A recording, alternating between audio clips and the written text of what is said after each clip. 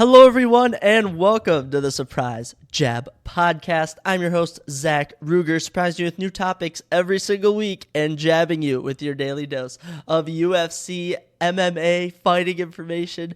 In general, we are back, better late than ever with episode 40. I was supposed to record this and air it Thursday, which would have been November 9th, but today is November 11th. I've been battling a cold all week. As you can kind of tell, I'm stuffed up. I've been pretty sick. I've just been also so busy dealing with my company and stuff that I've been doing through this school program that I'm in, which has been so fun. But it's good to be back home here with my dogs. And just as I say that, this probably will be a recurring thing through the episode, is I have to let my dogs out. Finn and Scout, of course, my two lovely yellow labs. They just they get all the attention around here, just as Finn is right now. And I know a lot of dog owners, usually parents, like when dogs like paw at the back door, like whine at the back door, they're usually like, oh, go lay down. But honestly, I'm a simp, all right? You want to go outside, Finn? You want to go outside, Scout? I got you. I'll let you in and out all day. I mean, they're too big for a doggy door. Because and I guess yellow labs could use a doggy door hypothetically, but I think if doggy doors are more for littler dogs, I think maybe what's the biggest dog breed you think you would get for could a corgi could probably use a doggy door, a pug without a doubt, maybe like a small poodle or something, I don't know, but happy to be back home, seeing my folks, went out with them last night, but we got a lot to talk about, all right? We got a lot to cover. Of course, week 10 now. Wow, week 10 of the NFL already kicked off with the Panthers and Bears playing on Thursday. I did predict the Bears correctly. I do have records for it, so we are 1-0 on the week. And UFC 295, the main event of this episode, my favorite part of every episode is talking about UFC goes down tonight on ESPN+. So we will be predicting all of those fights. But man, I'll tell you guys, being sick, it sucks. It derails everything. It derails my whole mood. I am honestly a baby when I'm sick. I know I see like those memes, like it's like, oh, women are way better than men when they're sick. But I'm like, hey, when I get sick, it sucks. It throws off my whole momentum. I went to the gym Thursday and the weights felt so heavy I could barely push myself. And I was like, you know what? I need a break. I was hoping to work out with some of my buddies back in Forest Lake, but that's not what God had in mind for me, but I'm happy to roll with whatever cards I'm dealt, if you want to say. But yeah, we got a lot to talk about today, and I'm just going to dive right into everything because, talking hurts, talking sucks. I sound stuffy, I feel stuffy, but honestly, it hasn't stopped me. Wednesday, I did a radio interview with someone from my company, our CEO Wyatt. We did a radio interview with Alpha Media. They're from like Mankato. They have like a country channel, a pop channel, throwback channel, and stuff like that. And it was super cool to talk about our company, helping out Mankato Youth Place in Mankato, which is where I go to college in Minnesota. And it's super cool, super unique being able to run your own business and do marketing like that. And I'm actually going on the news. I'm going on the news on Monday. So hopefully we're feeling better by Monday so I can get myself looking all ready to talk about my company. But yeah, if you guys want to buy any of our sweatshirts, all proceeds do go to charity. And plus, they're really nice sweatshirts. They're really comfortable. And in this day and age, everyone has similar clothing lines. This is a unique type of sweatshirt that you can wear. I really encourage it. You can go to evergrowingcoibe.com and purchase one, or just look on my Instagram, the Surprise Jab Podcast Instagram. We're always posting stuff like that. But without ado, I've wasted enough time. Let's get things kicked off with some new fight announcements. That's right, I always talk about new fight announcements, and there have been a number of them. We'll just go over some of the more interesting ones since we last talked on Monday. So one fight I want to point out is Thomas Peterson versus Jamal Pogues on February 3rd, 2024 at an unannounced location. So this could be at the UFC Apex. This could just be a normal event. But Thomas Peterson is from this past season of Dana White's Contender Series, and he's actually from Farmington, Minnesota. And he had mentioned that the UFC was going to be going back to Minnesota at some point, and he wanted to be on that card. Now, I think a lot of people thought that the December 2nd card that's coming up here in a few weeks was going to be in Minnesota. It sadly wasn't. I really wish it was. But this does give me some hope that February 3rd could be a potential potential date the UFC comes back to Minnesota. Maybe it's at the Target Center. Maybe it's at the XL Energy Center. Maybe we bring back Conor McGregor and sell out US Bank Stadium. That's obviously a joke. But Thomas Peterson, he'll be back. I mean, super talented. He's 8-1, and he picked up a huge win over, actually, was it Chandler Cole on the Contender Series? I think it was. He got a finish there. And as for Jamal Pogues, I mean, another Contender Series alum, biggest UFC win probably over Josh Parchian. But, I'll be happy to watch those heavyweights scrap, hopefully, maybe in person. You never know. Some big ones, though, as the UFC Shanghai main event, we do have confirmation that it is official. Song Yadong will take on Chris Gutierrez. Both of these fighters are ranked at bantamweight. Song Yadong is ranked number 7. Chris is 14.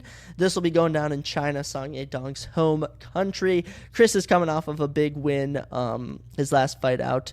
I forgot who who did he beat last time out? I think it was, he took on someone on short notice, but that doesn't really matter. Song Yadong coming off a massive win over Ricky Simone. He's on a very good win streak, and he actually holds a win over Marlon Vera, who's going to be fighting Sean O'Malley for the Bantamweight Championship next year. So Song Yadong, super talented. Happy that he'll actually be able to main event in his home country, because I was wondering what they were going to do with that card. I mean, obviously they need more big fights. I doubt they will. They can already just sell tickets to a big event overseas. But it's always nice to see them going to different places, and I really want them to keep going globally, because in-person events are just so much better than these Apex events, but we'll deal with any cards we are dealt. A big ranked flyweight matchup was announced 3 days ago, as number 6 ranked Matthias Nakalu will be taking on number 8 ranked Manel Cape January 13th at the UFC Apex. Manel Cape just has dealt with so many opponents, pulling out of his fights. He's going to be rematching Matthias Nakalu, who he fought in his second UFC fight. He lost by split decision. He turned it on late, but couldn't really get it going early. Matthias coming off of a nasty knockout loss to Brandon Royval, who's actually fighting for the flyweight championship in December. Very much like this fight, and Manel Cape is one of my favorite fighters on the roster, especially one of my favorite flyweights. Him, Muhammad Mokaev, Brandon Moreno, Amir Albazi, love those guys. So happy those two will be throwing it down, and I'm really hoping Manel Cape can pull out the win. And the last big one we'll touch on is that Charles Jourdain will be fighting at UFC 297, yes, on January 20th in Toronto. He'll be taking on Sean Woodson. Sean Woodson, I mean, he holds a win over Terrence McKinney. I mean, he's 10-1. He's 4-1-1 in the UFC. Super talented. And as for Charles, he's kind of found a career revitalization of sorts, and I always love seeing him on the Canadian cards. Such a fun, entertaining fighter. Hoping that we can get some more fights on him this year. I mean, this will probably... I know the UFC enjoys going to Canada. I don't know how the fans really feel about it. I don't know how Sean Strickland feels about it, for starters. I mean, we all know how Sean Strickland is about Canada. But, yeah, Charles Jourdain, happy to see him coming back early 2024. But yeah, other than that, not too many other big fights that have been announced. Those are just ones that I found somewhat interesting. So we'll be keep your eyes open. And by the time Monday comes around, hopefully I'll be able to record another episode. I'll be healthy, and we'll have more fights to talk about. Also, some interesting things that have come to an end is Loki Season 2, the finale, probably the series finale. I doubt they'll make a Season 3. It was such a crazy ending. Spoiler warnings ahead. I doubt anyone that's listening to this has watched Loki, but if you have not watched Loki and want to watch it on Disney Plus, the MCU TV show, just skip ahead to some random point and just fast forward back until we're not talking about spoilers. But what a crazy ending. I mean, Season 2, I thought it was kind of bland. I didn't think it was bad. I just thought it was average. But basically, Loki learns to control time. He learns to he was time jumping or time switching or whatever, where he was glitching, and he learned to control it. And he basically kept going back and back in time to learn how to control this temporal loom, which was gonna blow up the TVA or whatever, some big threatening thing. And basically, he was able to figure that out. He was finally like, oh, I've solved it. And then it turns out that that was not the issue. So he goes back, he interacts with one of Kang's variants, the next big bad of the MCU, and he basically finds out that there's no way he can stop this. So he has to find a way to do it on his own. And he basically becomes like this ultimate version of Loki. He blows up the temporal loom, then he goes and he takes all the dead timelines and he branches them together with his power, and he becomes the person that's holding the entire multiverse together. It was absolutely crazy. Some very good scenery, good music, just gripping stuff. It was sad seeing Morbius and Sylvie, they're going to miss him. But man, Loki is now the one who basically holds the multiverse together. It's crazy. And they did this very cool, I could only describe it as imagery or just callback to, in Norse mythology, they have like the Yggdrasil tree, it's like Iggridisl or whatever. I think that's how you spell it. The Yggdrasil, the Giselle, whatever tree, and it basically is like the tree of life in basically Norse mythology, and that's what the multiverse looks like now. So super cool stuff. I'm happy to see what they do next with Loki in the MCU. I don't know if we'll see him again for a while, but I've been seeing that the Marvels has been getting really bad reviews. First off, I was never going to see that in the first place. It looked terrible. I've already seen all the spoilers on TikTok. I was just looking up spoilers because I'm like, I'm not going to see this. They had some wacky end credit scenes, spoiler alerts, but basically Kate Bishop from the Hawkeye series, she's now going to team up with the not America Chavez, that's a different actress, but Miss Marvel or whoever that is, the chick from the Disney show. They're going to team up. And also Beast from the X-Men was in the end scene. And like Carol Danvers' old partner who died is now back. Malcolm Rambeau's mother or whatever. I don't know. It looked terrible. I heard that's just a goofy mess. And I have no interest in seeing that whatsoever. I'll tell you what I do have interest in seeing every single week and that is Invincible. And, I'm not a big animated TV guy, all right? I really don't rock with animated TV at all. I don't know what it is. It's just not for me. But I'll tell you, my buddy Seth, he put me on to Invincible. I binge watched the whole first season, literally like 2 days before the second season came out. And I love it so much. And the second episode dropped. Love seeing Invincible. Mark Grayson, the main character in it, who's voiced by Glenn from The Walking Dead, so very cool there. J.K. Simmons voices Omni-Man, but Omni-Man yet to appear in Season 2, hoping he can appear soon. But it has been a wacky start to Season 2. I will say Episode 2 did feel like a filler episode.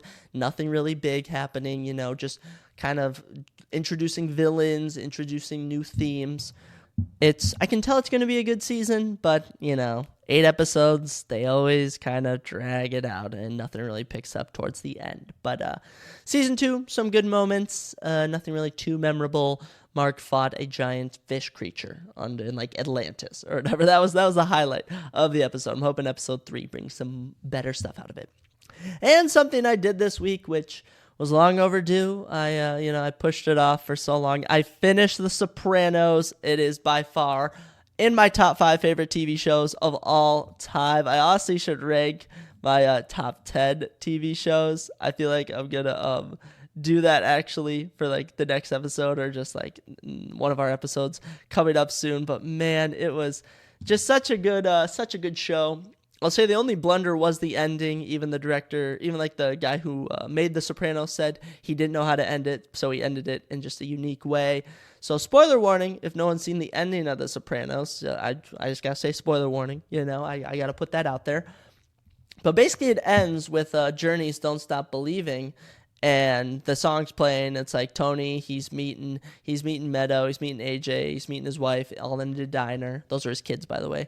And he keeps thinking he's gonna get killed because like him and like Phil, like Phil's like someone from another family who they killed in the final episode, by the way. One of my favorite deaths of the entire show. Hated Phil. But yeah, basically he's thinking people are out to get him, which they are. And you keep hearing like people come into the diner and the bell rings and he looks up. It's just a normal guy, or it's like one of his family. And you see Meadow coming into or on her way into the diner. And then Tony looks up as the bell rings, like as the door opens. And basically it cuts to black. It says, "Don't stop." And then like the music from Don't Stop Believing. And then it just cuts to black. And that's how the entire series ends. So very anticlimactic ending. Still a bunch of loose ends. I mean, not a lot of characters. Really, like, nothing was really finished. So not a lot of things were finished, but there were some crazy moments. And just looking back through it all, I would rewatch this show. I don't really say I'll rewatch TV shows, but I would rewatch The Sopranos in a heartbeat. It was so good. I feel like I'm Tony Soprano at times. I can't even describe it. I mean, Chris Montesanto. I mean, Pussy, Vito. You got oh my gosh, what's his name? Oh my gosh, so many characters. You're just overloaded with characters. But such good times on that show. And I don't even know what to watch next now. I have nothing to binge because every time I watch a show, I always need like a cool off period because I just get so invested in the show. But man, The Sopranos, easily a top 5 show. It could even be higher. It's up there with Game of Thrones for me. I'm a big Game of Thrones guy. But man, definitely up there. And honestly, if I were to go back through, I'd probably take notes for every episode and maybe try and rank my top 10 Sopranos episodes. But that last episode of The Sopranos was super good. The only kind of awkward part I'd say would be the official ending. Other than that, almost perfect. It's been called one of the best written TV shows of all time, and I completely agree with it. It is just perfection. Such good writing, such good callbacks. And man, they kill characters off at random points. Like you can be rocking with a character, then boom, he gets whacked. But yeah, potential top 10 TV show. Which leads me into our next point, which is my top 10 trilogies. That's right. I ranked my top 10 trilogies. I'm not really happy with my list. I'll say there's just so many that it was hard kind of to place them. My official number 1, I really like my number 1. So like my number 1 will always forever be there. I understand it's not everyone's number 1, but it is one of my favorites. But other than that, I did have some trouble going through and finding like a bunch that I've seen, but I was able to make a top 10 list. I did. I don't really have an honorable mentions. I should have written down some honorable mentions, but I landed on 10. I found 10 I liked. They may not be ranked in a perfect order, but I put them in somewhat of an order. So without a doubt, let's get into it with my top 10 trilogies of all time. So at number 10, the final one on this list, is the newest one. The third movie just came out this year. I have the Guardians of the Galaxy is my favorite trilogy of the MCU, without a doubt. The first movie, one of the best MCU movies. The second movie, you either love it or you hate it, and I'm in the love this movie. It's in one of my top 10 MCU movies. And the third one, also in my top 10, I'm a Guardians of the Galaxy fan. I love Chris Pratt. I love Zoe Saldana. I love Groot. I love Rocket. I love Drax. I mean, I was a WWE fan when Batista was wrestling, and that's who is the actor for Drax, Dave Batista. It's just so good. Each movie just complements one another. The soundtrack, the action. You feel the pain of this team. I mean, the third movie is just so emotional. The second movie's emotional even. And even the first has elements. It is so good. I love the Guardians of the Galaxy, and it lands at number 10 on my list. Heading into number 9, I honestly probably would put this a bit higher if I were to look super in depth. But I have Austin Powers, the Austin Powers trilogy, The Spy Who Shagged Me, Goldmember, International Man of Mystery. I mean, just so funny. I quote this movie all the time. Are you horny, baby? Like Shagadelic. I mean, I love oh gosh, who's the actor? It's on the tip of my tongue. Oh man, no, Mike Myers. Yes, Mike Myers. Just one of my favorite actors. He is so funny to me. And just the Dr. Evil, just the dumb humor, which makes these movies so funny. They're so entertaining. And without a doubt, Austin Powers at number 9. And without a doubt, on my top 10 list, no matter what. That is one of my automatics on my top 10 list anywhere. And those are rewatchable movies. Like, you talk about movies that someone can watch over and over and over again. I can watch those over and over again and never not find them funny, which I can't say for a lot of movies nowadays. Let's keep it rolling with number 8. I have the original Star Wars movies, episodes 4, 5, and 6. You already know: A New Hope, Empire Strikes Back, Return of the Jedi. Those are my that's what it is, right? I was thinking of What's episode 8 called? Or episode 9? Like The Last Jedi? Oh, The Last Jedi. No, Return of the Jedi. The original Star Wars, I personally find as the best trilogy. Obviously, I'm a Revenge of the Sith fan. Probably one of my favorites. Or unless it's top 3 at max. But at minimum, top 3 at minimum. But yes, the first 3, I find them the best. I love all the characters the most. It's just so good. Such good writing, even back in the 70s when the graphics weren't the best, which honestly, the graphics are really good. I mean, CGI back then honestly looks better than CGI today. But it's just such good storytelling, such good movies, and wow, I'll start Luke Skywalker in this is just so amazing. Whatever he is in the new movies is just garbage. Don't even know what they did with him. Same with Han Solo, same with Chewbacca. But in this, he is just amazing. Oh, man, let me just tell you, if y'all hear some cutaways in this episode more than other ones, or just like some quick like stops of like me talking, it's because I keep coughing and I keep having to edit it out because it's just ridiculous being sick. But the original Star Wars trilogy, I'm sure on official lists, that it would be much higher, but this is Zachary Ruger's list, all right? And I'm not like everyone else. I obviously had to put it up here because I do believe it is in the top 10, but I feel like on other lists, it is more of a top 5 or top 3 trilogy of all time. Which brings me into number 7, which I've only seen these movies once. I've seen these movies once, and I still find them that amazing. I love the story. I actually kind of want to go back and rewatch them because I never saw the 4th and 5th movies. I have the first 3 Pirates of the Caribbean movies: Curse of the Black Pearl, Dead Man's Chest, At World's End. I mean, I love these movies. Captain Jack Sparrow is so good. Orlando Bloom is amazing in this. The lead actress, she is so good looking, perfect for the role. The villains in this, the CGI in these movies from... Oh, who's the octopus guy? Davy Jones. I cannot believe how good they made the CGI in this movie. Other movies need to take note of this. They're so good, so well written, and each movie gets better. I mean, the first one, I was like, all right, the first movie, it was pretty good. I'll watch the second. Second one, even more amazing. And the third one tops both of those. I could not get over it. So good. And I think I've seen clips of the final one, but I never saw the 4th movie, I believe. But the first 3, so good. I mean, Johnny Depp is just such a good Captain Jack Sparrow. I don't know if anyone can top him if they ever try and recast him in a movie. It's just so good. It's just so good. And just the whole idea of pirates and just trying to find the treasure, trying to find your purpose. It is amazing.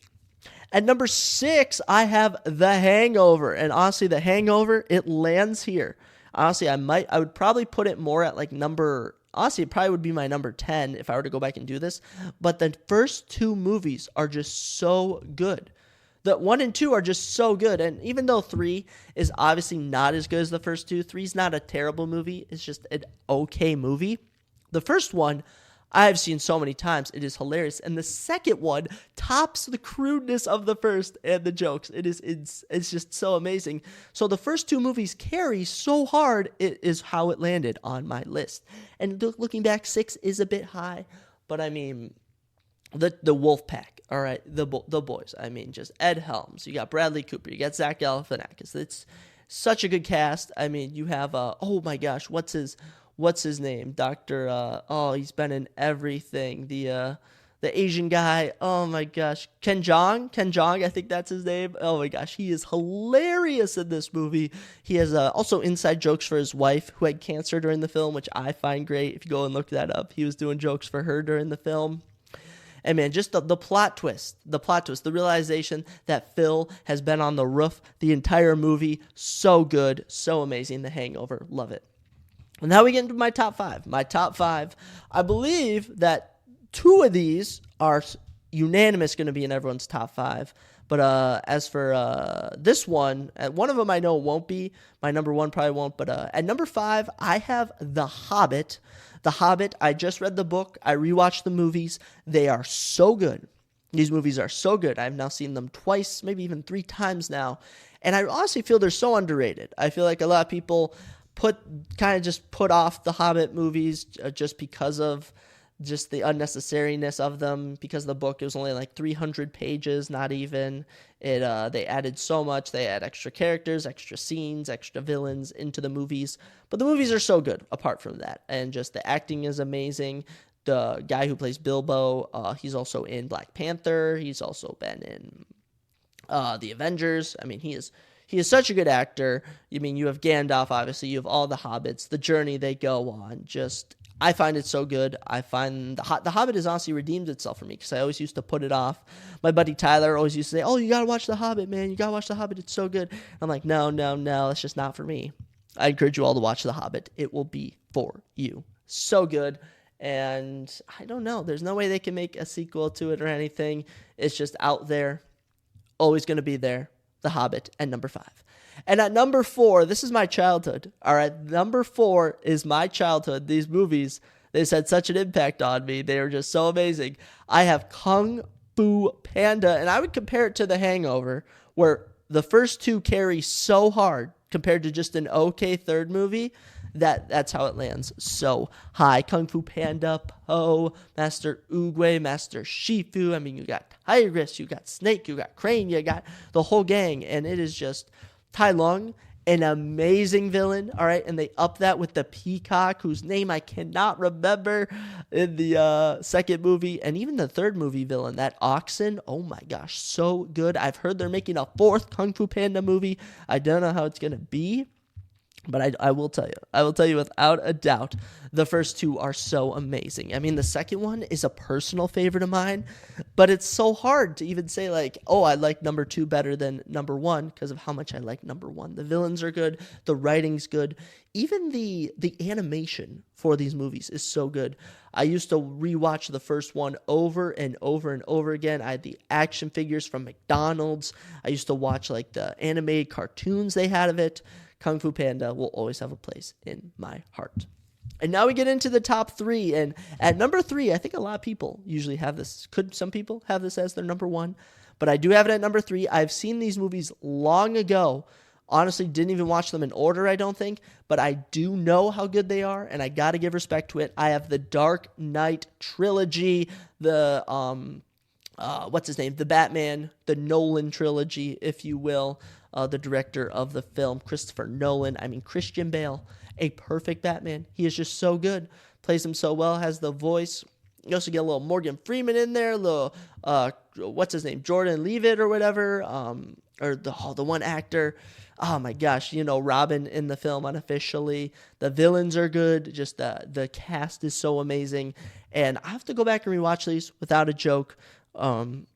Without a doubt. I mean, I was thinking of Joker, Heath Ledger in those films. Oh my gosh. But these movies are so good. Even though I haven't seen them officially in so long, I gotta give props to them because I know how good they are. And oh man, you see the scenery from them. You see the writing. You just see the grittiness of it. It is amazing. And I'd honestly like to be around when they wrote the script because it is a great, great script. At number 2, this is the unanimous number 1. This is the unanimous number 1 I've seen on IMDb. I've seen on all the lists, that just on other people's rankings, that this is the number 1 trilogy of all time. And I honestly agree that it is one of the best. But honestly, I have a personal favorite for number 1. But at number 2, if you could guess of it, for top 10 trilogies, movie trilogies, that is, Lord of the Rings. Lord of the Rings, my number 2, obviously people's unanimous 1, but the Lord of the Rings is just so good. I'm in the process of watching the first movie. I'm reading the book as well, so I'm trying to read the book and watch the movie side by side. But man, so good, just so good, and the book is good. The Lord of the Rings is so well. I point this out, is that the CGI in these movies is beyond what we get today. And it was almost 20 years in the past now. They only used it when they desperately needed to. The acting is so good. The battle scenes, the choreography, the wardrobe. I mean, this trilogy has it all. You feel the emotion. You root for these characters. You hate Sauron. You hate the villains. The orcs are nasty. It is so good. But it ain't my number 1. My number 1, it's the third movie. The third movie of this trilogy is the only movie to ever make me cry. It is true. It is true. There's only been one movie that's ever made me cry, and it was this one that I can remember. that I can remember. Actually, I can think of some others that I won't share on here, but I will say my number one trilogy is The Planet of the Apes. That's right, Rise of the Planet Apes, Dawn of the Planet Apes, and War of the Planet of the Apes. When Caesar dies at the end, I don't know what came over me, but some tears were shed. One of my favorite animated characters of all time. Actually, that's something. Top 10 fictional characters of all time. How about that? Top 10 fictional characters of all time. We're gonna rank that on one of the future episodes. But yeah, just oh my gosh, just the cast too. You get James Franco in the first one. You get oh my gosh, the actor in the second one. We all know who he is, but we can't remember his name. You get Woody Harrelson in the third one. Just Andy Serkis is perfect using the animation suit. I mean, he was Gollum in the Lord of the Rings movies and in The Hobbit. I mean, just such a good actor there. The emotion from these films, you feel for these apes, these animated animals. You feel for them. The animation is amazing in this. The storytelling is perfect. I mean, we're going from California, then your journey in north. Then I mean, it is. And Caesar's character development is on another level. You know, I always point out that one of my favorite fictional characters of all time is Optimus Prime, but he doesn't really have too much character development. If you watch the first movie of Caesar to the Caesar at the end of the third movie, it is ridiculous. Absolutely ridiculous, the character development. And they did that with just an animated ape. It is incredible. And the fourth movie, they're making a fourth movie that comes out next year in 2024, I think towards the end of it, maybe near September. I'm so pumped for it. I believe it follows Caesar's son. I hope it does. Oh my gosh. I am just a Planet of the Apes fan. I really got to go back and rewatch the movies. They're just movies that I treasure so much. I can't just watch them all the time because I have to watch all three consecutively, like either back to back to back or 3 days in a row or something like that, just because of how much I love them. So Planet of the Apes, my favorite trilogy of all time, some of my favorite movies of all time. They're truly amazing. Yeah, that's my top 10 list of trilogies. I'm aware there's probably better trilogies. Obviously, there's probably better trilogies. But that's just how I feel. But Planet of the Apes, my favorite of all time. I just cannot help but love it. We'll move on from the trilogies. But before we talk about Week 10 of the NFL, dropping my predictions, I did want to mention the UFC rankings. The UFC rankings did update following last weekend's Brazilian UFC Sao Paulo fight night. And despite not being on there, some of the fighters that changed spots in the rankings, we have a lot of notable mentions that we're going to talk about real quick as we look at the rankings. First off, Mayra Bueno Silva and Talia Santos, two top women in the women's divisions, released from the UFC. Talia Santos was ranked, what was she? Talia Santos was ranked like number 4 in the women's flyweight division, and she was cut. And Mayra Bueno Silva, who is ranked number 3 in women's bantamweight and who is still, apparently at the moment, fighting for a women's bantamweight championship in January, was also released from the company. I have no idea for the releases. I don't really think anyone has any inside information on why they were released, but super random. And I looked at the rankings when they dropped Tuesday, and I was like, what women were cut? Like, I saw a bunch of rises and falls, and I was like, what's going on? And then I see later in the day from UFC Roster Watch on Twitter that they were released. So I don't know what's going on with that, but super unique that they were dropped. However, besides that, we did have a massive shakeup at the men's pound-for-pound rankings as Islam Makhachev passed John Jones. Islam Makhachev is now the number 1 ranked pound-for-pound fighter in the UFC in the world, if you want to phrase it like that. John Jones now to the number 2 spot. Good for Islam. I completely agree. He has had 2 fights this year. John Jones has only had 1 in the last 3 years, so good for Islam. I love it. And he's already trying to get another fight booked. So we love Islam. We support Islam. And wow, just as I've said that, I just realized it sounds like I'm talking about the Nation of Islam. Now I'm talking about Makhachev. We support Islam Makhachev. Not that I hate Islam. I love everybody. But yes, Islam Makhachev, your lightweight champion, is now the number 1 pound-for-pound fighter in the UFC.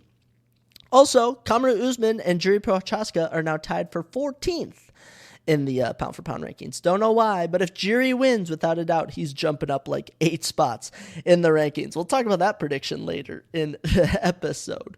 Also changing in the welterweight division, Vicente Luque passes Sean Brady from 9 to 8. No idea why, as Sean Brady hasn't fought in over a year, and Vicente hasn't fought since this summer. So very odd movement there. And also in the middleweight division, Khamzat passes Jack Hermanson from 9 to 8. Khamzat Chimaev now ranked 8. No idea what Khamzat's going to do next, as he was passed up for the title shot. I'm not really surprised by that. If I were to say, I'd put Khamzat Chimaev versus someone like Robert Whittaker at like UFC 300, save him for a big pay-per-view, and that could be a good fight that you do.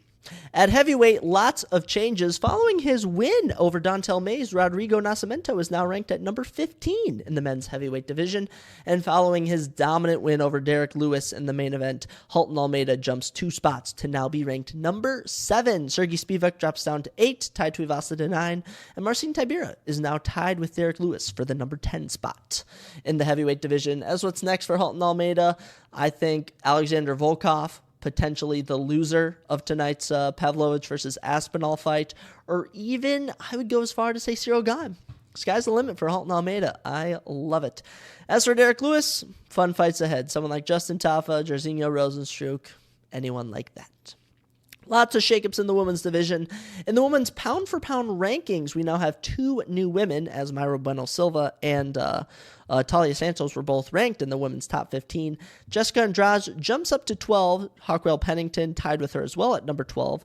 Amanda Lemos jumps up to 13 as Ketlin Vieira, currently the number 3 woman in the women's bantamweight division, is now ranked at 14, and Irene Aldana, who's currently the number 5 woman at women's bantamweight, who last fought Amanda Nunes for the championship in June, is now ranked at 15th. So those women are now in the top 15. Good for them for pound. As for women's flyweight, with the loss of Talia Santos, they just add Joanne Wood on at number 15, and every woman jumps up a spot. Nothing really to note on, but that's, I don't know, cool there. Joanne Wood, not going to be around long. At women's bantamweight, Tainira Lisboa coming on at number 15 in the women's rankings. Ketlin Vieira up to 3, as I mentioned. Holly Holmes to 4. You also got Pankian Ziad up to 6. Yana to 7. Carol Rosa to 8. Bunch of other random jumps up for some lower ranked fighters, but no real clue why they dropped those women. I'll have to find that out. Hopefully by next week we can talk about it, but it's a mystery to me now. But, the rankings, they're always so random at times. They're always so random on who stays, who goes. But, honestly, I would be the person. I want to be one of the people that vote on who to move who where, because I would have great input, I feel like I would have immaculate input on where to move people in the rankings. I feel like it's very simple. Like for instance, looking at some of these rankings, you get, we'll use bantamweight as an example. You have Henry Cejudo, who's ranked at number 3, whose last win was in 2020. His last fight he lost, and he's ranked number 3 ahead of Corey Sandhagen, who's on a 3-fight win streak, which makes no sense. So it makes no sense how he's ahead of him. So stuff like that I would work on. A quick little NBA rankings, now I was going to say standings check-in, as the 76ers 7-1, the best, actually the second best team in the league, but the best team in the Eastern Conference. They're on a 7-game win streak. They've been on a roll, and they take over for the Celtics, who've dropped 2 games since being a perfect 6-0, or actually they were 5-0, and then they lost, but yeah. Celtics are 6-2. Pacers 6-3. Very cool. The Pacers haven't really had a good season in a long time, so good for them. Starting off their season hot. Hawks are 5-3. Bucks are 5-3. And at the bottom of the Eastern Conference, you have the Pistons, who are 2-8 on a 7-game losing streak, and the Wizards, who are 2-6. But let's go over to the Western Conference, as the Minnesota Timberwolves are 6-2 on a 5-game win streak and are 3rd in the Western Conference. We're up 4 games. Absolutely crazy. I can't believe it. I can't believe that the Timberwolves are starting off the season hot. I'm loving it. Rudy Gobert is currently in the lead for Defensive Player of the Year. Let's keep this momentum, boys. Nuggets 8-1 on a 4-game win streak. Their only loss to the Timberwolves, I might add.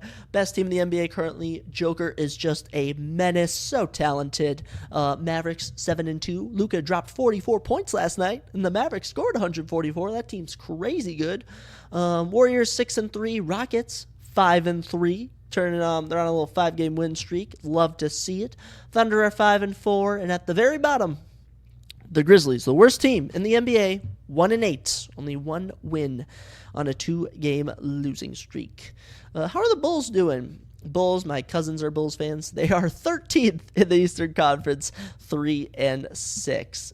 Wow, interesting start. But I just wanted to touch on that the Timberwolves are looking great. I mean, Anthony Edwards could potentially, if we keep him, he could potentially be the best Timberwolves player since like Kevin Garnett. All right, I'll go that bold. Okay, he reminds me of Justin Jefferson of the Vikings for some reason. I just feel like, they're both the young guns of their franchise, leading them.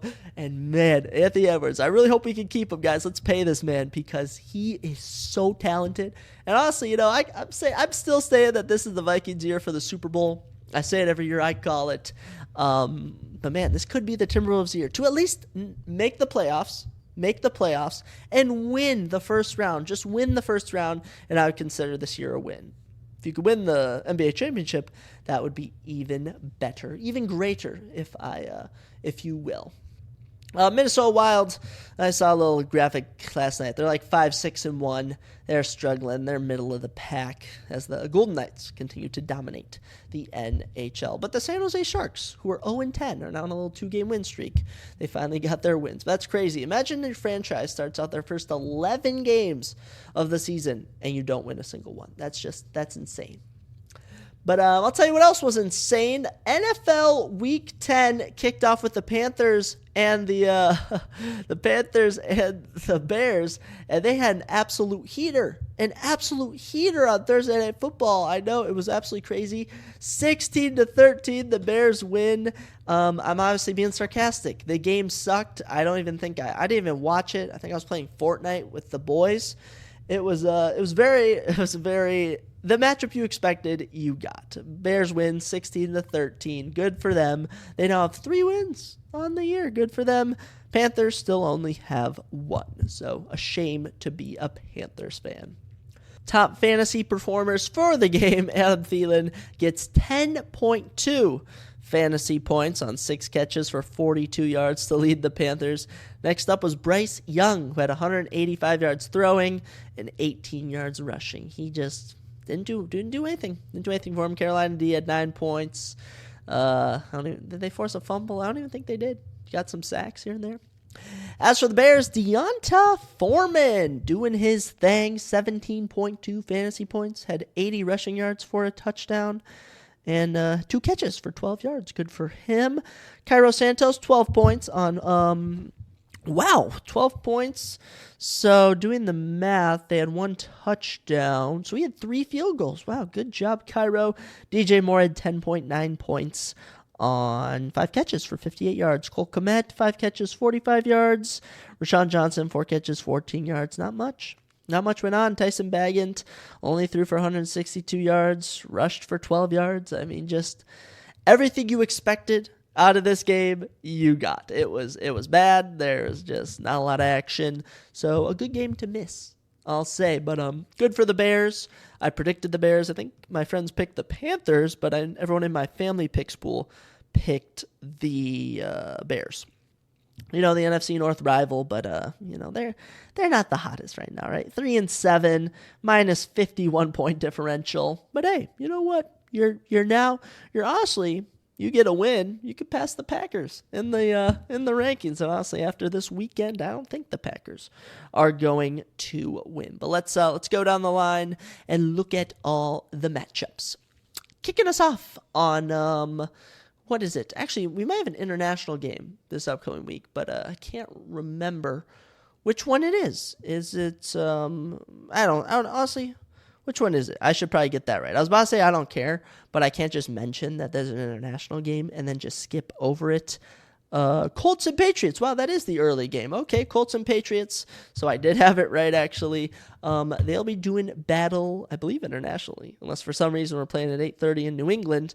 They'll probably be in Germany or London or wherever actually, it's probably in Germany. They're doing like a series of German games. But yeah, the Colts, the 4-5 Colts, will be taking on the 2-7 Patriots. I got to ride with the Colts in this one. I won't lie. Looking at last week, clearly the Colts aren't that bad of a team. Honestly, the Patriots are a bad team. You can look at the Patriots and just tell this team doesn't know what it's doing. The defense is the only saving thing for this team at times. But the Colts, looking good. Their defense looks good as well. And they can also make a run. Maybe sneak into the wild card. Maybe even win their division. It's not an unrealistic goal. I mean, obviously, the Jaguars are 6-2, 5-game win streak. They have been the powerhouse in the AFC South. But Colts and Texans, it's not unobtainable. All right, think about me as a Vikings fan. We were 0-3, then we were 1-4, and now we're 5-4. All right, your season can flip just like that. So don't ever count yourselves out, Colts fans. As for Patriots fans, yeah, you might need to look at Bo Nix next season. Keeping us rolling, we have the Packers and the Steelers, and I am not doing this again. I'm picking the Steelers, not even going to sugarcoat it. I've been hating on the Steelers, man. I haven't picked them for a while now. I don't know why. I have no reason not to pick the Steelers, and I don't like the Packers. All right, I'm annoyed they won last week. I can't stand them. And honestly, the Steelers can do this. The Steelers truly can do this. They're 5-3. They're only 2 games back from the Ravens. They're in a tough division, and it just feels like the AFC North is the division to beat this year. They've just been dominant. And as for the Packers, look, there's just nothing good about this Packers team. I won't lie. I mean, the running game, A.J. Dillon and Aaron Jones are both very talented backs, but they just haven't been able to find their way this season. Jordan Love been honestly, he's been struggling. I'd honestly say below average struggling. They're 3-5. They have a +1 point differential, so good for you. But at home they're 2-2. So on the road, maybe a new chance. But we're gonna ride with the Steelers in this one. You know what? Kenny Pickett, carry me home. And George Pickens, I'm gonna need big things from you this week. Okay, I didn't play you last week. You put up 2.1 points. All right, I have to play you this week. Don't let me down. And I'll tell you who's not going to let me down, the Minnesota Vikings, as we host the Saints. And let me just call it right now. I saw people say it. Even my own father was telling me, they probably are going to get tape on Josh Dobbs. He's not going to be dominant like last week. There's a reason he was the second-string quarterback in Arizona. Let me tell all the haters out there, all right? The Vikings are going to not just run, not just walk. They're going to waltz. Tim Waltz, our governor. No, all politics aside, that was a nice little call into Minnesota. The Vikings are going to waltz over the Saints, okay? The Saints ain't got nothing on us. We're on a 4-game win streak, all right? Plus 16-point differential. And yeah, we've been 1-3 at home this season. It's been bad. But those 3 losses were in the early part of the season, all right? We are in a new era, the Josh Dobbs era. And yeah, we're missing KJ Osborne. Yeah, we're missing JJ. Yeah, we're missing Cam Akers. Yeah, we're missing TJ Hawkinson, Kirk Cousins, you name it. We don't got it. But we got a team here that knows what they want. And we want a Super Bowl. All right, that's what we want. Shoot for the moon, aim for the stars. I don't know a good saying for it, but man, I'm feeling this Vikings team. Josh Dobbs, I got to play him in fantasy this week. All right, Madison, I need you to do some big things now that Cam Akers is out. All right, Alexander Madison, expect big things. And Jordan Addison, you got this. You are going to do amazing things. That kid is so good, the USC boy. I love him. You know what? Michael Thomas got arrested today. All right, the Saints already in turmoil. Derek Carr won't know what hit him when he crashes onto our cold shores, onto our rocky shores. I don't know, our Viking shores. Who knows? But obviously, I'm picking the Vikings. I pick them every single week. You might as well lock me in 18 weeks straight. I think we're going to go undefeated every season and win the Super Bowl. That's what type of fan I am. A loyal Minnesota Vikings fan. I wasn't always this way. I was a bandwagon. I used to just root for whoever was the best team in the league. But now I've settled into my role as a loyal Vikings fan. And honestly, we can honestly tie the Lions this week if the Lions lose and take over the division. As for the Saints, they're ahead of the NFC South somehow. 2-game win streak, plus 24-point differential. They're 5-4 as well.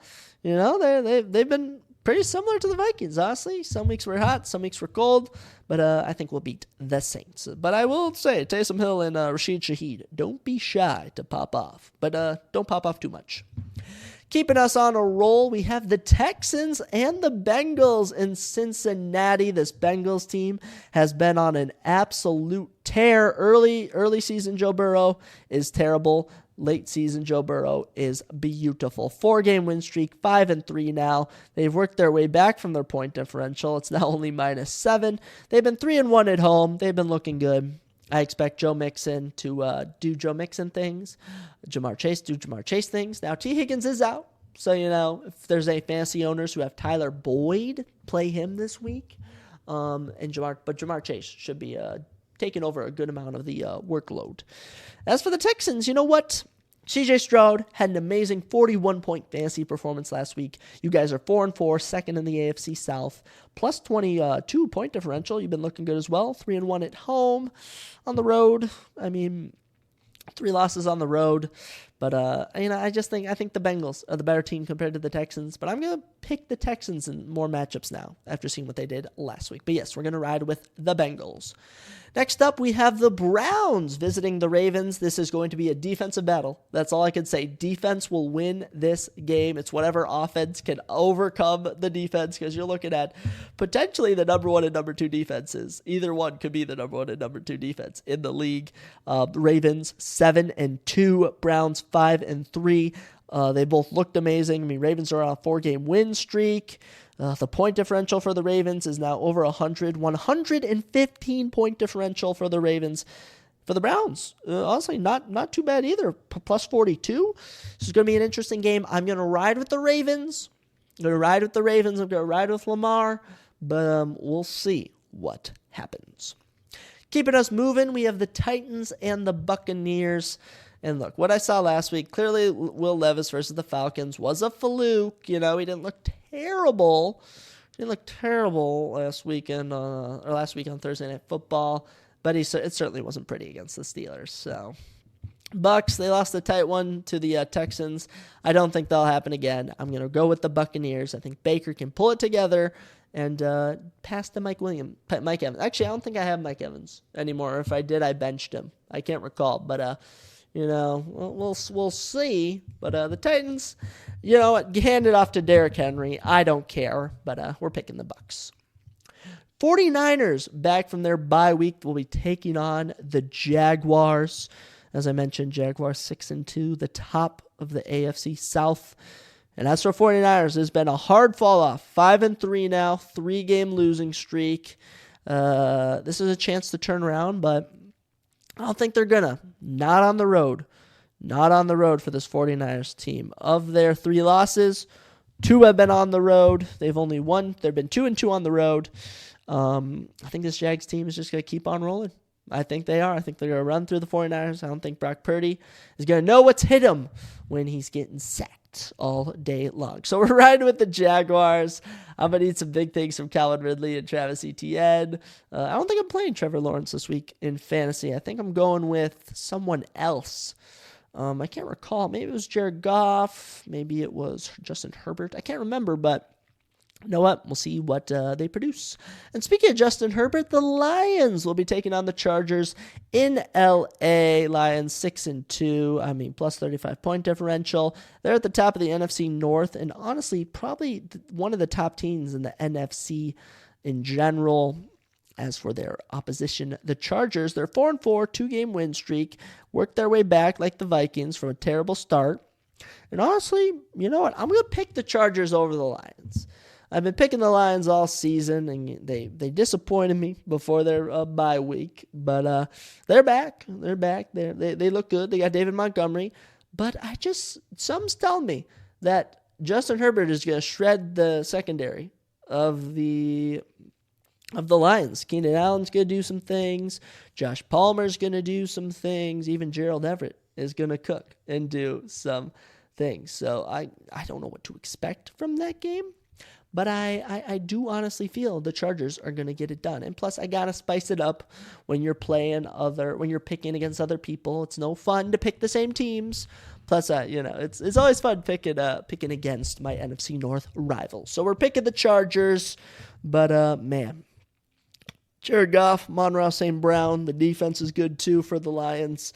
It'll be a tough one, but I'm going to root for you, Chargers. Falcons will be journeying down to Arizona. And you know what? The Falcons, they've been looking terrible. They're on a 2-game losing streak. They're now minus like 30 freaking 36 in point differential. It's been horrendous for them. But I think they turn around here. This Cardinals team, I don't know if I can see the Cardinals winning another game this season personally. They're 1-8 on a 6-game losing streak. They are, quite honestly, minus 91 point differential, so they're nearing. Actually, wait a second. They might be. No, they're not full. They've allowed 240 points. They've scored 151, so they are minus 90. Minus 91? Am I doing my math correctly? I don't care, honestly. It's been an embarrassing year for this Cardinals team. Kyler Murray does come back, but I don't think that'll help. That'll help them. I feel like he'll need a pick-me-up game before they win. So we're going to pick the Falcons in this one. But honestly, now that I say that, if Kyler Murray does in fact come back, he could bring the Cardinals to a win. But as for this weekend, I'm going to pick the Falcons. No. Oh, I don't know, guys. I might switch it up. Because if Kyler Murray's back, I might trust this team a bit more. But I will say the Falcons, they do have close losses. If Taylor Heineke's leading, we'll ride with the Falcons still. You know what? We're not gonna go away from what I already had. Okay. Commanders and the Seahawks at the Seahawks 3:30 battle. And let me just tell you, Seahawks are 5-3, tied for first in the NFC West. They're coming off a tough loss last week. You know, it was a close battle, right? It was a close battle for them, but sadly came up short against the Ravens. Actually, no, they got blown out. That's what it was. They were the team that got blown out last weekend by the Ravens. So they're back for revenge. They're taking on this Commanders team, who honestly is 4-5. They picked up a win last week, but the Seahawks team is good. And I think even if you have an off week, they play a team like the Commanders compared to the Ravens, they'll get it done. We're rocking with Geno, so we'll pick the Seahawks in that one. Giants and Cowboys, we'll keep it short and sweet. Cowboys are significantly better than the Giants. This Giants team actually has no weapons. They actually have no weapons. I mean, they don't have their starting running back. They don't have their starting quarterback. They have no one really. They lost their starting tight end. They don't have any wide receivers. Cowboys by a million. This Cowboys defense will run through the offense, and whatever goodness there is on defense for the Giants will be trounced by Dak Prescott and CeeDee Lamb. It's brutal. All right. If the Giants win this one, I'd be fairly surprised. But you know what? Sometimes in divisional matchups in your division's games, spontaneous things happen. But we're obviously picking the Cowboys. Sunday Night Football brings us the Jets and the Raiders. I don't know how in the world we got stuck with that. Is that wrong? I hope I made this a while ago. All right, I put in all these games into a spreadsheet a while ago. Maybe I'm wrong. Maybe they moved it. Nope, the Jets and the Raiders is the Sunday Night Football game. Wow. That's brutal. Okay, the Jets and the Raiders, two teams that have just been, I mean, the Raiders, they got a big one last week. You know what, the Raiders, they came and won last week. It was a good win for them after firing their head coach and general manager. As for the Jets, a tough loss. A tough loss last, didn't they play Monday against the Chargers, wasn't it? Yeah, and they lost that one. Wasn't pretty for them, but I got to pick the Jets, all right? This Raiders team I still don't think is up to par, and I think this Jets team can maybe make the playoffs. They have the mindset. They have somewhat of tools, but we'll see what happens. I'm going to pick the Jets over the Raiders. But you know what? The Raiders, they're third in the AFC West, 4-5, coming off a big win They've been good at home this year. Of their 4 victories, 3 at home, only 1 loss. But we're gonna stick with the Jets. And that brings us to our final game of Week 10. The Broncos take on the Bills in Buffalo on Monday Night Football. Could be a bit chilly. All right, I wonder if they'll get any snow. Maybe they will. But, yeah, I got to go with the Bills. Broncos are just 3-5, bottom of the AFC West. Now, they are on a 2-game win streak, but I do think those were flukes. Okay, I do think those were flukes. This Bills team only loses to tough opponents, and I don't think the Broncos are up to par. So we'll wrap up our Week 10 picks with the Bills. So we got the Bears already, correctly predicted that. I got the Colts, Steelers, Vikings, Bengals, Ravens, Bucks, Jaguars, Chargers. I'm confident on all those. It's the Falcons, Seahawks. I'm picking the Cowboys, the Jets, and even the Bills. I'm a bit shaky on some of these. I won't lie. Something tells me I should pick the Raiders. Something tells me I should pick the Cardinals. But we're not going to trust our gut and just keep what we have. We're just going to keep our picks. We'll ride them out. We'll just see how it goes. But we can always come back to this and go, hey, should have picked this. You didn't. Oh, well, tough luck. But yes, that ends our Week 10 predictions, our look at NFL Week 10, which leads us to our final thing to talk about on the podcast. My favorite part of every episode, as you all know. We will be doing our UFC 295 preview. It's very late. The event goes down tonight, so maybe some people, by the time they listen to this, the fights will already have been done. You can come back, listen to this, and say, oh, he got this right, he got that wrong. We'll see what happens, but here is your UFC 295 preview. Yes, UFC 295, the biggest pay-per-view of the fall season. I mean, it's in Madison Square Garden. We get 2 title fights. It just doesn't get any bigger than this. Jiri Prochazka returns to take on Alex Pereira for the light heavyweight championship, and Sergey Pavlovich takes on Tom Aspinall for the interim heavyweight championship. We were supposed to have John Jones versus Stipe Miocic, but John Jones injured himself. We wish him a quick recovery, but we'll work with what we've got. We've got a jam-packed, I believe it's 13 fight card. I didn't know if any fights were canceled because of weigh-ins. I saw like 1 or 2 fighters came a bit heavy for the weigh-ins, but that won't stop us from looking at all fights on the card and giving our predictions. As we all know, as we are all aware, all prelim picks are unofficial. All main card picks are official and go down in my official picks book. We're coming off of let me double check here. We're coming off of a 4-1 predictions at Halton Almeida versus Derek Lewis last weekend. All time, we are 494 and 348. So I mean that's pretty good. And on the year, I'm trying to see where we are for our yearly stats. Because this has been a pretty good year. This has been one of my better years, actually nearing my best ever, and it might even be. We are 223 and 71 on the year, so it has been an immaculate year. I think in 2022, I was 133 and 85. Were there less main card fights in the year before? I don't know.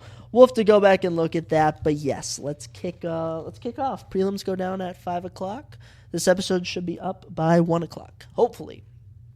We will see. But yes, we kick off the night with a featherweight matchup between Denis Bazukja and Jamal Emmers. Dennis the Great Bazukja and Jamal Pretty Boy Emmers. Dennis is 8-3. Jamal is 19-7. 5'10" to 5'9" in favor of Jamal, and a 74-inch reach to 70 in favor of Jamal Emmers. That is notable. Jamal Emmers, 34 years old. Of his 19 career victories, 7 by knockout, 3 by sub. He hails from California. He's been in the UFC since 2018, where he actually lost on the Contender Series. Then in 2020, officially made his debut, lost a split decision to Giga Chikadze. If no one knows, Giga Chikadze currently the number 8 featherweight in the world, so that's some good competition. Picked up his first win in 2020. Actually lost to Pat Sabatini in 2021, who fights on the main card. Then he beat undefeated Kusan Ashkabov, who's 23-0 earlier this year, and then lost a very controversial split decision to Jack Jenkins earlier this year in June. So he's back, coming off of a loss, but that should not derail him too much. Dennis Bazukja, 26 years old. He's from Staten Island, New York. Of his 8 career fights, 4 by knockout and 1 by sub, career victories, I should say. And he was on the Contender Series in 2020, where he lost to Melsik Bagdasarian, but then he went on a 7-fight win streak, which included a win over Kaleo Romero on Season 6 of Dana White's Contender Series in 2022. He then made his debut this year in August, where he lost to Sean Woodson. But he's back to take on Jamal Emmers, but I gotta be honest, guys, I'm gonna go with Jamal Emmers. He's got the reach, he's got more experience against higher-level fighters, and I do believe he is on a 2-fight winning streak. I do think he beat Jack Jenkins earlier this year. That's just sometimes how it goes with these MMA judges. You get robbed, but I think Jamal Emmers will be back with vengeance to pick up a victory. Keeping us rolling along, we have a flyweight matchup up next between Joshua the Fearless Van, or maybe the Fearless Joshua Van. I don't know where his nickname lands in his name. And then he's fighting Kevin El Gallo Negro Borjas. I believe that could be like the black cat. Is Gallo cat or Perro? That's dog. Gato cat, so Gallo. El Gallo Negro Kevin Borjas. I have no idea what's going on there. Joshua's 8-1. Kevin is 9-1. Both fighters are 5'5". And Kevin, 68-inch, reaches to 65. They both fight orthodox. Joshua Van, 22 years of age. He's on a 6-fight win streak. He was actually born in Myanmar, but now lives in Texas. And of his 8 victories, 5 by knockout, 2 by sub. So pretty good finishing rate. He made his debut earlier this year in June on short notice. He took on Zalagas Zumalagov and picked up a split decision win. He clearly won the fight. Kid's only 22. I mean, he was born a year before me. That's just crazy to me.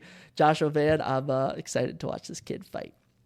His opponent, Kevin Borjas, coming from Dana White's Contender Series. He fought on episode 1 of this past season, August 8th. Beat Victor Diaz by unanimous decision. He's from Lima, Peru, 25 years old, on a 4-fight win streak. And of his 9 victories, 8 by knockout. So Kevin's an absolute knockout machine. But I gotta be honest, I fell in love with Joshua Van when I saw him fight Zalagas, so I gotta ride with my boy Joshua Van. But man, Kevin Borjas, 8 knockouts of his 9 career victories. That's an intimidating stat, but I will not let it stop us from picking against Joshua Van. I'm rooting for Joshua Van. And easily, either of these guys could break into the top 15 of men's flyweight. If they, probably not this fight, but maybe the one after. So I wish both of them luck.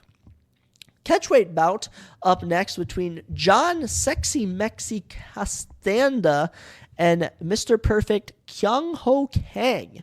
Wow, we got some unique names coming at us today. John Castanda, 20-6. Kyung Ho Kang is 19-9 with a no contest.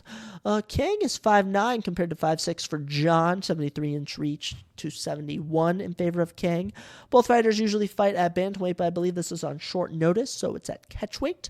An orthodox style stance for Kyung and a switch stance for John Castanda. Kyung Ho Kang, 36 years old. He was born and raised in Busan, South Korea. 2 knockouts and 12 subs of his 19 victories, so he's a submission machine. Been in the UFC since 2013. Had a stint from 2013 to 2014 where he actually had a no contest against Alex Caceres in an overturned victory for him, I believe. Win over Guido Canetti in 2018 when he returned to the UFC. Lost to Ricardo Ramos, beat Torito Ashira. Currently on a 2-fight win streak. Fought earlier this year in June. Had a round 1 submission of Christian Quiones. So good stuff for Kang Ho Kang. As for his opponent, John Castanda, I learned this when I was doing my research before the fight, that he's actually from Minneapolis, Minnesota. The 31-year-old has 7 knockouts and 7 submissions to his name. Just crazy stuff that he's from Minnesota. Been in the UFC since 2020. He actually won on the first season of Dana White's Contender Series back in 2017. Lost his UFC debut against Nathaniel Wood, but since then, he's gone 3-1, beaten Eddie Wineland, beaten Miles Johns. In October of 2022, he did lose a fight in the night, got finished in round 2 by Daniel Santos, but he bounced back earlier this year in June when he beat Muin Gafurov by unanimous decision. I love Kyung Ho Kang, all right? I love him, but we got to ride with John Castanda. I can't pick against a Minnesota boy in the UFC. I just can't do it. You know, because if I was in the UFC, I would want all my Minnesota people to root for me. So we got to go for John Castanda. But Kyung Ho Kang, I know you're dangerous. Lightweight matchup up next between Jared Flash Gordon and Mark the Olympian Madison. Jared is 19-6 with 1 no contest. Mark is 12-1. Jared 5'9", Mark 5'8". Mark 72-inch reach, 68-inch reach to Jared Gordon. Both fighters fighting an orthodox stance. Jared Gordon, we all know the man who probably did beat Paddy Pimblett, but unfortunately got robbed of a decision. He's 35, from Queens, New York, 6 knockouts and 2 subs of his 19 victories. So the other 11 by decision. So he's an absolute decision machine. Debuted in 2017 with a round 2 knockout of Michael Quinones. He's fought a lot of notable people. I mean, he's fought Diego Ferreira in 2018, fought Charles Oliveira in 2019. He's fought in Grant Dawson in 2022. Last 2 fights haven't really gone well for him. Of course, the terrible Paddy Pimblett decision last December, and then a no contest when he clashed heads with Bobby Green back in April of this year. He's looking to bounce back, though, against Mark Madsen. Mark is 39 years old. He's from Denmark, 3 KOs and 3 subs of his 12 victories. He was a perfect 12-0 before losing his last fight to Grant Dawson a year ago in November. He got submitted in round 3. He had been losing the fight already, though. You know, here's a guy, he was 4-0 in the UFC before that, finishes of Daniel Beluardo, decision wins over Austin Hubbard, Clay Guida, and Vink Pichel. So happy to see Mark return, and I think he'll use his grappling to pick up a big win over over Jared Gordon here. Jared Gordon, he's just such an average fighter, and I think Mark Madsen's grappling will play a huge factor in his victory. Next up, we have a personal favorite of mine here on the prelims. This one is guaranteed fireworks. Lightweight matchup between Nazim Black Wolf Sadikov and Vyacheslav Slavaklaus Borshev. These two are absolute killers in the lightweight division. Nazim is 9-1. Vyacheslav is 7-3. Nazim 5'10", Vyacheslav 5'11", and both fighters have a 69-inch reach. Southpaw stands for Nazim, orthodox for Vyacheslav. Nazim is from Azerbaijan, but now resides in Brooklyn, New York. This kid is just crazy. All right, only 29 years old, 9-fight win streak. Of his 9 victories, 6 by knockout, 2 by sub. I mean, since he lost his professional debut, he's been on absolute tear. He fought on Season 6 of Dana White's Contender Series, got a round 3 knockout punch, debuted earlier this year in February, and won a fight of the night over Evan Elder, where he knocked, actually the fight was stopped, I believe, in the 3rd round because of how bloody Evan was. And then he lost round 1 to Terrence McKinney earlier in July, and came back in round 2 and freaking finished him. It was absolutely incredible. Nazim, super talented, love the guy. His opponent, Vyacheslav Borshev, 31 years old, from Russia, now residing in Sacramento. Of his 7 victories, 6 by knockout. Debuted on Season 5 of Dana White's Contender Series with a round 2 knockout punch of Chris Duncan. Then got a performance bonus in his debut when he knocked out Dakota Bush in round 1. Following that, he lost back-to-back fights to Mark Diakise and Mike Davis, getting taken down 20 times combined in both those fights. A huge error in his grappling, but he followed that up with a victory in May when he had a performance of the night knockout of Mahashat, where he knocked him down 3 times. The third one was the final blow, putting him out cold. But Cheslov's dangerous, but the grappling will play an effect in this one. I think Nazim uses it to submit Vyacheslav Borshev. So we're going to go with Nazim, but this could easily be fight of the night if the main card fights don't live up to their standards. But I don't want to see either of these guys lose. I like both of them. But man, this one is going to be good. Keeping the action rolling, we have a short notice matchup at lightweight between Matus Rebecki and Roosevelt Roberts. Roosevelt stepping in on short notice to replace Narulo Alev, who was supposed to fight Matus Rebecki. But now the Roosevelt Roberts, as if anyone knows, was on Dana White's he was on The Ultimate Fighter. That's what I was searching for, The Ultimate Fighter this past season with McGregor. He came up short in the, not the semifinals, I believe it was the semifinals. He came up short in the semifinals. Unfortunate results, but he's back on short notice, and he's looking for a win. Matus Rebecki, no nickname for Matus. He's 17-1. Roosevelt, the Predator Roberts, 12-4 with a no contest. 6'2" to 5'7" in favor of Roosevelt. So an insane 7-inch height advantage for Roosevelt. Added to that a 7-inch reach advantage, 73 to 66. Roosevelt fights orthodox. Matus fights southpaw. This one's going to be wild. Matus Rebecki, as I mentioned, 17 freaking wins. He's on a 15-fight win streak, a perfect 2-0 in the UFC. He's from Poland. Of those 17 victories, 9 by knockout, 6 by sub. This guy's crazy. Got a submission victory on Season 6 of Dana White's Contender Series. Then beat Nick Fiore in a unanimous decision victory back in January. And in June, had a round 2 knockout of Loik Radzaboov. Knocked him down twice in that fight. Matus, super talented. I expect big things from him. As for Roosevelt Roberts, man, he was born in Miami, now lives in California, 29 years old. 4 knockouts, 5 subs of his 12 victories. He is coming off of a loss to Ignacio Bahamadez. Last time he was in the UFC, got brutally knocked out with a spinning back kick with 5 seconds left. Came up short on The Ultimate Fighter. But Roosevelt's back. Okay, Roosevelt's back. Here's a guy who won on freaking Season 2 of Dana White's Contender Series. Comes back, comes in the UFC, beats Daryl Horcher, beats Thomas Guilford, loses to Vink Pichel, beats Alexander Yakolev, beats Brock Weaver, run to guys like Jim Miller, Kevin Crew, experiences some issues. But you know what? Roosevelt's here. He's stepping down short notice. We'll give him respect for that. But Matus Rebecki is an absolute savage. Okay, this guy's on a 15-fight win streak. It won't end here. We're riding with Matus Rebecki. Our first female fight of the night is actually ranked female. So we got a good one here at women's strawweight between number 13 ranked Lupita Godinez, and number 10 ranked Tabitha Baby Shark Ritchie. Tabitha's 9-1. Lupi is 11-3.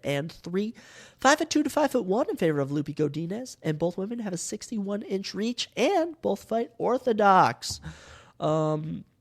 Tabitha Ritchie, yes, the number 10 women's strawweight in the world. She's on a 4-fight win streak in the UFC. 4-fight win streak overall, 28 years old. Of her 9 victories, 1 by knockout, 3 by submission. She's from Sao Paulo, Brazil. You know what? She lost her UFC debut to Amanda Fiorat, and no one knows who Amanda Fiorat is. She's on the cusp of a title shot. She's the number 3 women's flyweight in the world. She's beaten Maria Oliveira since losing to Manon, beaten Poliana Viana, submitted Jessica Panay earlier this year in March, and earlier this year in June, beat Jillian Robertson. So Tabitha been looking good as of late, and as for her opponent, Lupi Godinez, she's from Mexico, 30 years old, 3-fight win streak, 3 submissions of her 11 career victories. Been in the UFC since 2021. In the UFC overall, she is 6-3. So decent stuff. She's had 2 performance bonuses, one over Silviana Gomez Juarez, where she submitted her in round 1 back in 2021, and in her last fight out in September, where she beat Elise Reed by round 2 rear naked chokehold.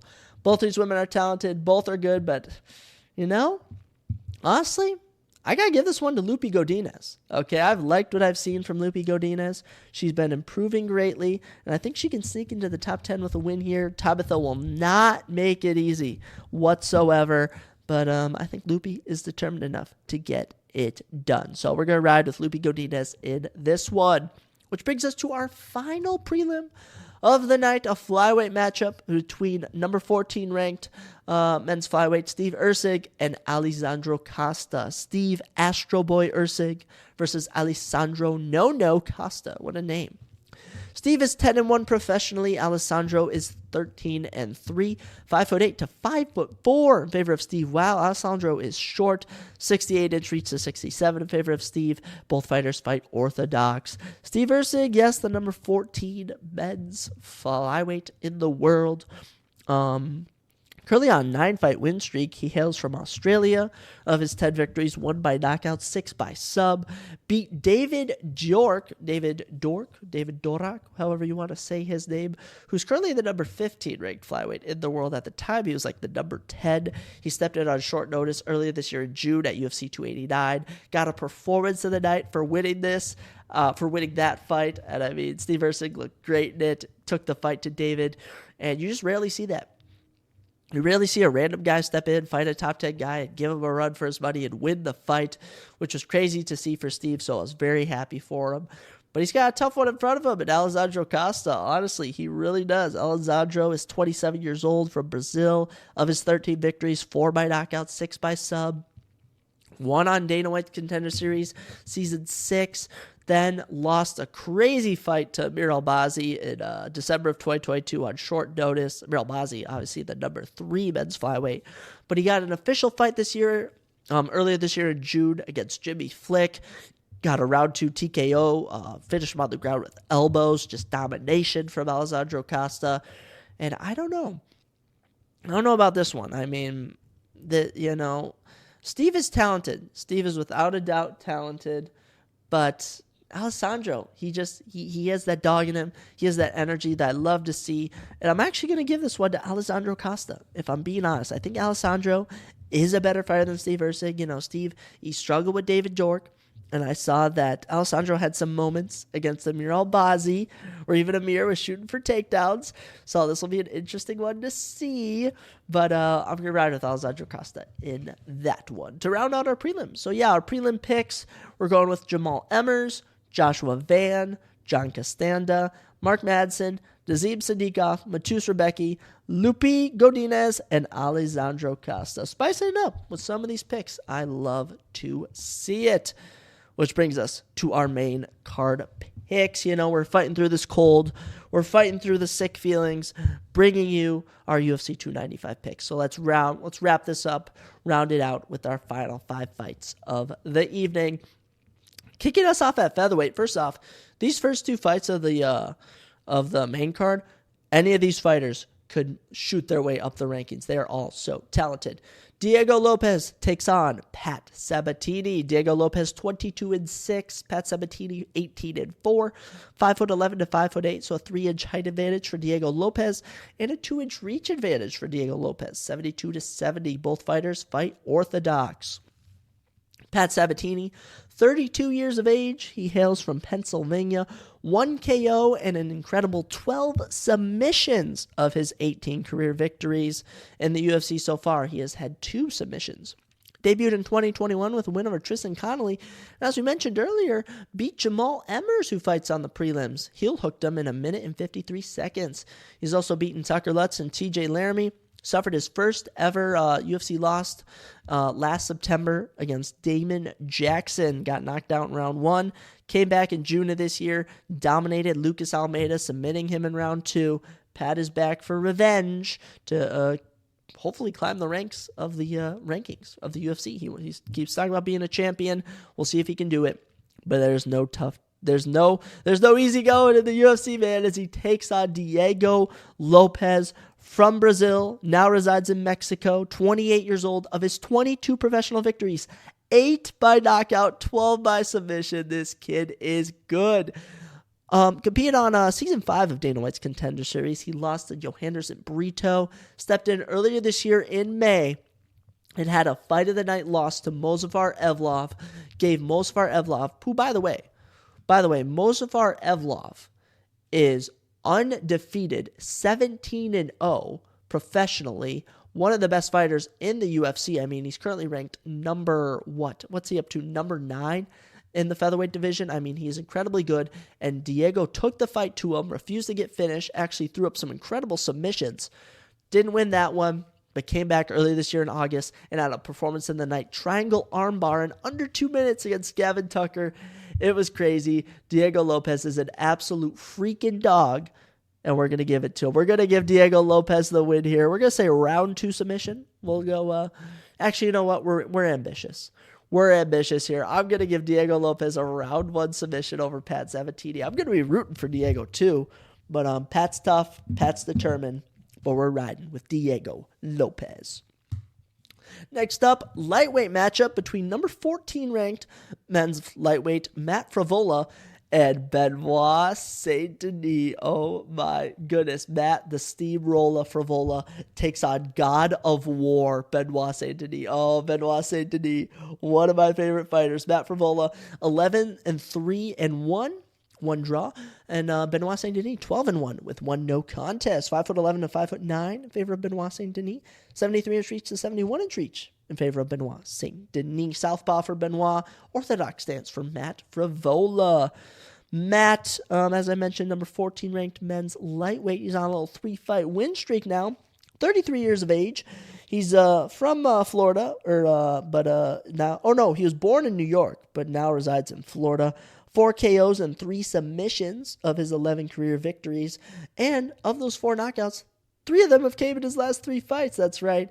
So he's been fighting in the UFC since 2017, where he won on Dana White's Contender Series first season.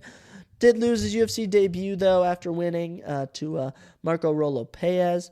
Picked up a win over Jalen Turner, actually. Lost to Arman Tsukrian, lost to Terrence McKinney. Since 2022, though, he's had 3 knockout victories. He knocked out Drew Dober earlier this year in a crazy performance of the night fight. And since then, he's been waiting to get an opponent. Unfortunately, he gets the short end of the stick as he has to take on the God of War, Benoit Saint Denis. Benoit is so impressive. 27 years of age, from France, 3 KOs and 9 subs, and a 100% finish rate. He's currently on a 4-fight winning streak after losing his first ever professional fight to Eliseo Zaleski dos Santos, which Benoit took on short notice, up 15 pounds in October of 2021. Kudos to him. I couldn't believe that he actually did that.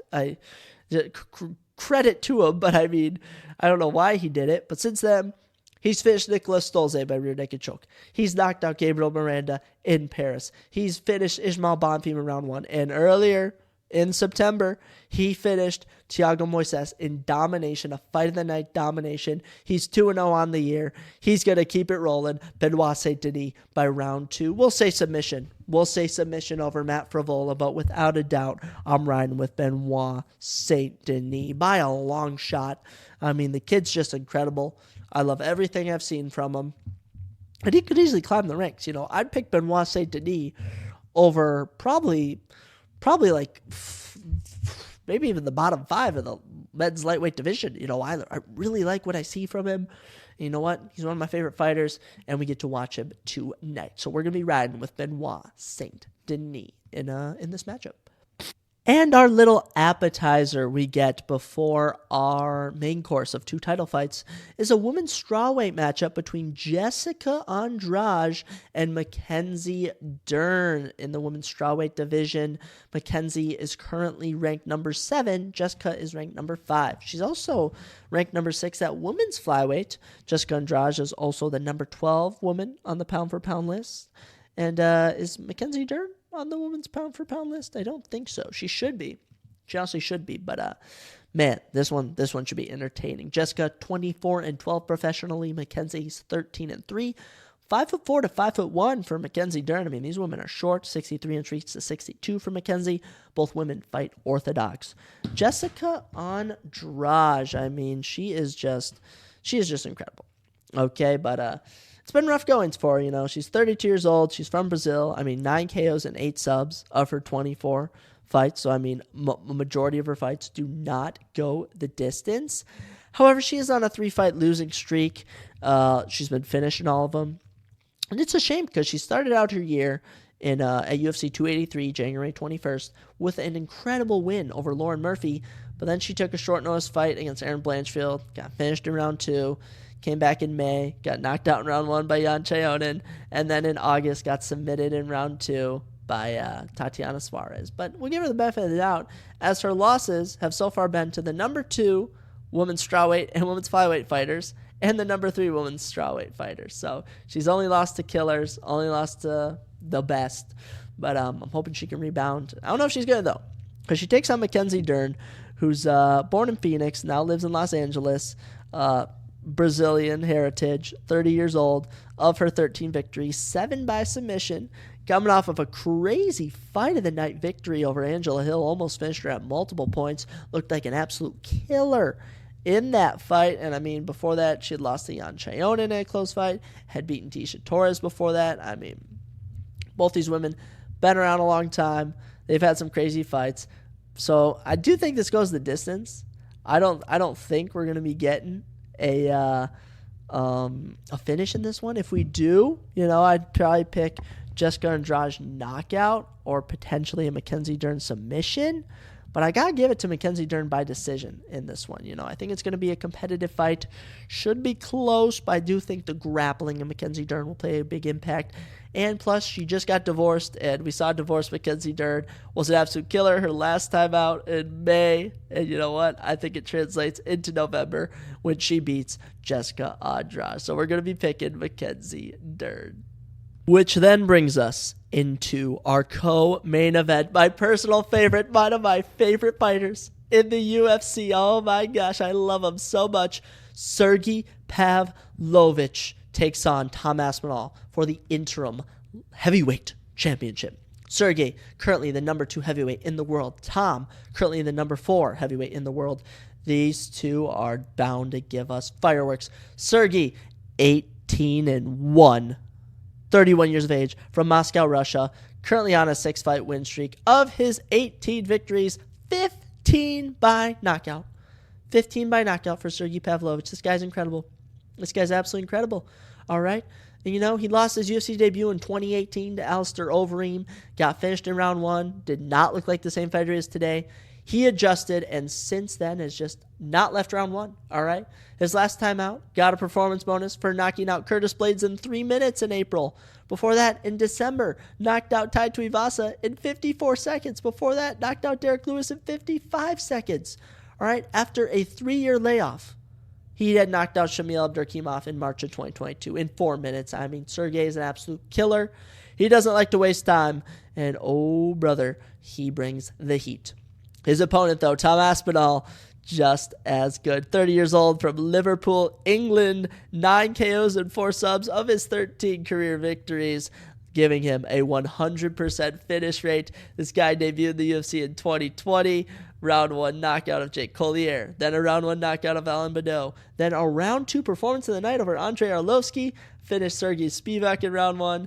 Finished Alexander Volkov in round 1 with a submission. Then, sadly, in July of 2022, hurt himself 15 seconds into his fight night main event against Curtis Blades. But then, after a year of recovery, came back in July of this year and knocked out Marcin Tybura in 1 minute and 13 seconds. These two fighters are going to bring their all. And it comes down to, honestly, can Tom Aspinall survive the hands of Sergey Pavlovich? Because I'll be honest. We didn't really get to see what Curtis Blades offered him, but the best I've seen of Tom Aspinall was the Alexander Volkov fight, where he was able to take him down twice and basically submit him. And that's what he needs to do here. Now, Sergey Pavlovich has great anti-grappling. He's been taken down once, which was against Alistair Overeem in his UFC debut, which was now 5 years ago, might I add. Since then, yet to be taken down, yet to have a fight leave the first freaking round. I mean, he's been an absolute killer. And in the Curtis Blaydes fight, showed so much patience. All right, showed so much patience. Curtis Blaydes only shot for a takedown once and was easily stuffed. I mean, Sergey Pavlovich is going to want to keep this on the feet. All right, he's going to just want to throw hands and just do what he needs to do for Tom Aspinall, chop the legs with some leg kicks, and get this fight to the ground. You cannot stand with Pavlovich. All right, no matter how good Aspinall thinks his striking is, which it is very good. It is insanely good. He can't stand with someone like Pavlovich, who just oddly has freaking brass knuckles in his natural fist. It's absolutely crazy. I know, but we'll see what happens. I like both of these guys, but I like Sergey Pavlovich more. I think he's got the fire. I think he brings the heat. So we're going Sergey Pavlovich, round 1 knockout. I mean, he's done it his last 6 fights. He's knocked out 15 guys in his career. I mean, Sergey Pavlovich, an absolute animal. I think he becomes the interim heavyweight champion. But man, it won't bring me any joy seeing either of these guys lose, but I will be more happy if I see Sergey win. Let's get into our main event. As you know, the heavyweight fight was for an interim belt, but this light heavyweight fight is for the official light heavyweight championship. Jiri Prochazka takes on Alex Poatan Pereira. Oh, this one's going to be amazing. Jiri, the number 1 light heavyweight fighter in the world. Alex Pereira, the number 3 light heavyweight fighter in the world. Jiri is 29, 3-1. Alex, 8-2, but many more fights in kickboxing. Alex, 6'4" to 6'3" height advantage. Jiri, 80 to 79 inch reach advantage. Both fighters fight orthodox. Jiri Prochazka, 31 years of age. He hails from the Czech Republic, currently on a 13-fight win streak. Last time he lost was in 2015, so 8 years unbeaten. Of his 29 victories, 25 knockouts, 3 subs. He's only been the distance once in his career. An incredible start to his UFC tenure, though. As I will say, he had 1 fight in 2020, performance of the night knockout by Volkan Ozdemir, nasty round 2 punch. Didn't fight again until May of 2021. Nasty spinning back elbow against Dominic Reyes. Got a fight of the night and a performance of the night bonus in that fight. And then in June of 2022, fought Glover Teixeira. One of the greatest fights you'll ever watch. Jiri Prochazka versus Glover Teixeira. Jiri submitted him with 28 seconds left in a fight he was losing. It was an incredible performance from Jiri Prochazka. Now, I will say that this will now be 4 fights in 4 years, so he is averaging 1 fight a year, but he did get hurt, came back from an incredible shoulder injury. Dana White said one of the worst shoulder injuries he's ever seen. So we'll see how Jiri recovers from that, but I do like what I've seen from Jiri so far, and I'm hoping that he can translate it into this fight. His opponent, though, Poatan Alex Pereira, the Brazilian, 36 years of age, 6 KOs of his 8 MMA victories. Here's a guy who debuted in 2021, knocked out Andreas Micheldis after losing round 1. All right, got brutally outgrappled, come back, knocks him out with a flying knee in 18 seconds. Then, for some reason, couldn't finish Bruno Silva, went the distance against him. And then in July of 2022, knocked out your current middleweight champion, Sean Strickland, in 2.5 minutes. Then, in November of 2022, the last time that he was at Madison Square Garden, he finished Israel Adesanya with punches in round 5, all right? In a fight he was losing, he was down 3 rounds to 1. Incredible, became middleweight champion. Now, earlier this year in April, did get brutally knocked out by Adesanya, all right? Adesanya got his get back. But, did pick up a good split decision win over Jan Blachowicz earlier in July. It was a very close fight. So, this fight's going to be interesting. Okay, this fight's going to be very interesting. A lot of factors coming into this. Alex's 3rd fight of the year, only 2nd fight at light heavyweight. Jiri coming off of a year-long layoff after being injured, over a year-long layoff after having been injured. If I'm Jiri, I might want to use some grappling, bring this to the ground. If I'm Alex Pereira, you have your left hook. You have knockout power. But so does Jiri. All right, both these guys, they don't like fights to go to distance. They don't like to leave it up to the judges. They historically don't leave it up to the judges. I mean, these guys are absolute killers. But I'm probably going to go with Jiri. It's what I'm leaning with. I don't know what round. So far, Jiri's had 2 round 2 knockouts and a round 5 submission. Alex Pereira, he's had a round 2 knockout, round 1 knockout, and a round 2 round 1 knockouts, round 2 knockouts. And he's also had a round 5 knockout. I mean, yeah, so, I mean, it's so hard to tell. It's so hard to tell with these guys when they're going to finish the fight. I'm going to land on round 3. I think Jiri, when I look back to Jiri's last fight against Glover Teixeira, Jiri's best round actually came in round 3. Almost finished Glover Teixeira. All right, and that's not to say Jiri didn't look good in any other rounds, but, I mean, specifically in round 3, he looked good.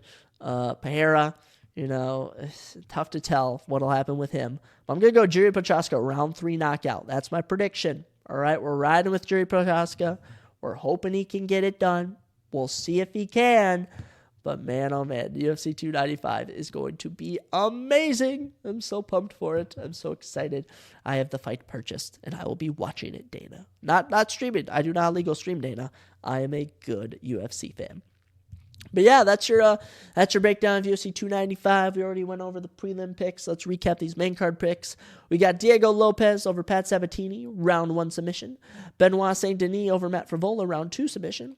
Mackenzie Dern over Jessica Andrade by unanimous decision. Sergey Pavlovich beating Tom Aspinall in round 1 with a knockout to win the interim heavyweight championship. And Jiri Prochazka to win the official light heavyweight championship over Alex Pereira with a round 3 knockout punch. That's what we got. That's what we're riding with. I mean, you can check out all my picks always on Verdict MMA. Follow me. ZR2002 is my handle. My initials and my birth year. How original.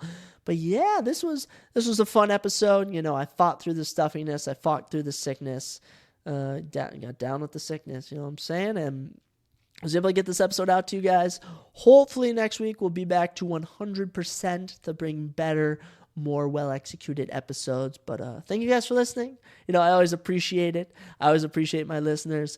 Go Vikings. Go Jiri. Go Sergey.